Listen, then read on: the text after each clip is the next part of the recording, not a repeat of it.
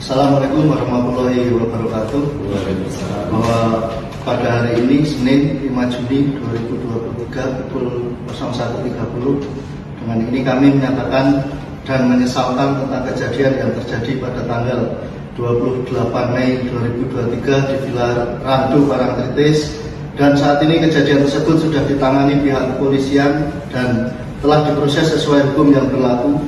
Oleh karena itu kami meminta kepada semua pihak untuk bisa menahan diri, menjaga kondisivitas dan keamanan Kota Jogja khususnya dan wilayah DIY pada umumnya. Hormat saya, Muslim Burhanuddin, Presiden Brajamusti. Assalamualaikum warahmatullahi wabarakatuh.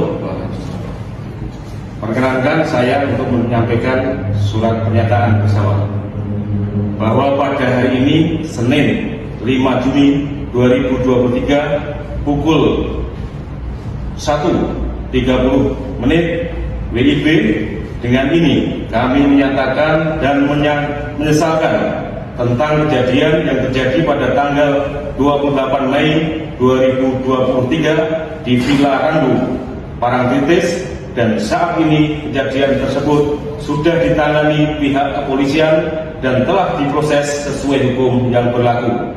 Dan kami juga menyesalkan peristiwa malam hari ini. Oleh karena itu, kami meminta kepada semua pihak untuk bisa menahan diri demi menjaga kondusivitas dan keamanan Kota Jakarta khususnya dan wilayah Daerah Istimewa Jakarta pada umumnya. Hormat kami, Sutoman Basuki selaku Ketua Cabang Persaudaraan Sahabat Jogja.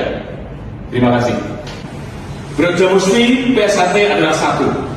Kami warga PSHT banyak yang di Brajamusti. Demikian juga orang Brajamusti juga bagian daripada PSHT. PSHT Brajamusti adalah satu. Jogja istimewa. Terima kasih. Saya selaku Kapolda juga mohon maaf kepada masyarakat Jogja atas situasi yang tidak kondusif beberapa waktu lalu. Namun saat ini situasi sudah terkendali aman. Kami menghimbau kepada seluruh masyarakat, saudara-saudaraku, sedulur-sedulur semuanya, baik dari PSHT, Brajamusti, dan seluruh yang ada untuk bisa menahan diri, menjaga keamanan Yogyakarta.